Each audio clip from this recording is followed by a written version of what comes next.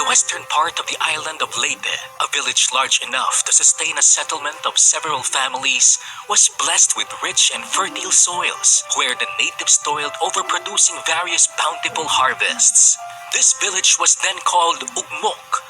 Even during this early civilization, this small yet productive village had a well-developed and lucrative system of living. When the Spanish explorers arrived, changes began to happen through the years. One of these changes was the conversion of the many natives into Christianity when the Jesuits arrived in May 1597. In 1605, however, Moro pirates from different tribal groups in Mindanao pillaged and harassed the humble Christian settlement.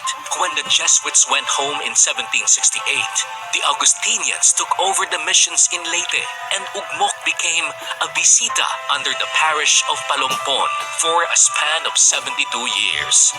However, on December 21, 1850, Ogmok became a separate parish under Reverend Father Luciano Bibiano. When the coming of Spanish conquistadores as well as the migration of people from neighboring towns, the name Ormoc was born from the original Ogmok.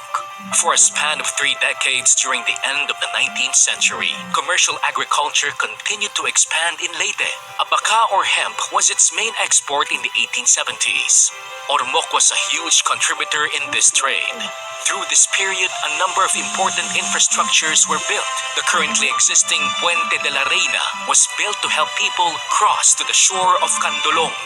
Another bridge, which still exists to this day, the Tulay de Perdon, was built by Capital Municipal Segundo Esmero.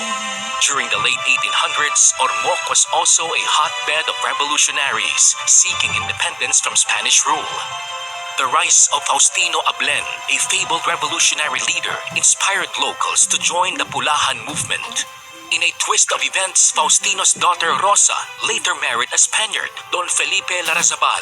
The Larrazabal family would later become prominent in the growth of Ormoc after World War II.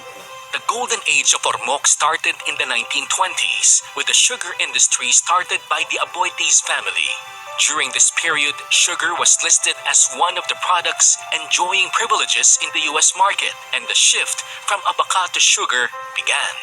The Ormoc Sugar Company or Osco Sugar Mill was built in Ipil in 1919.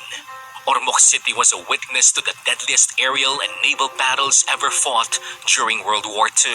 The last stand of the Japanese invaders occurred in Ormoc, and the war officially ended on December 10, 1944, when the invaders finally surrendered to the Allied forces.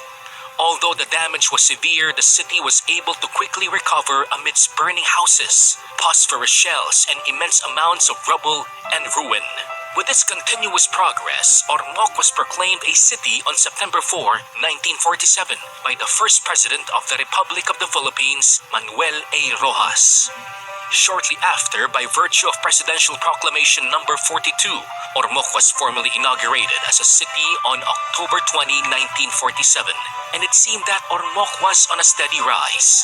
However, on November 5, 1991, Typhoon Uring spawned a flash flood, ravaging the entire city and brought about massive destruction and death, claiming around 8,000 lost lives. Also appeared lost, but with the aid of several humanitarian organizations, Ormoc struggled to get back up. The Japan International Cooperation Agency, or JICA, assisted the city in implementing a flood mitigation project, which would ultimately protect the city from another destructive flood while helping boost the local economy.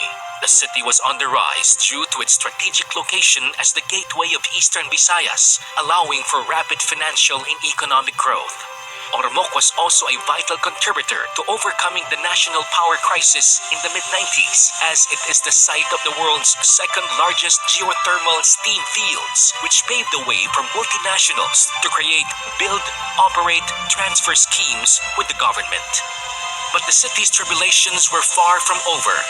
On November 8, 2013, the city was not spared from nature's wrath as Super Typhoon Yolanda, Haiyan, ravaged the city.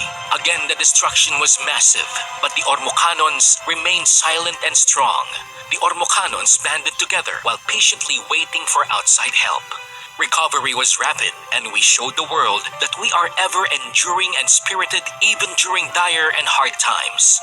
Just 3 years after the devastation, Ormoc City is displaying steady progress and stability. From a small town with dirt roads and cobbled streets in the 1940s, Ormoc is now an expanding concrete jungle and home to flourishing businesses and institutions. Feast or famine, it will thrive and prosper. Ormoc will forever be a city of beautiful people.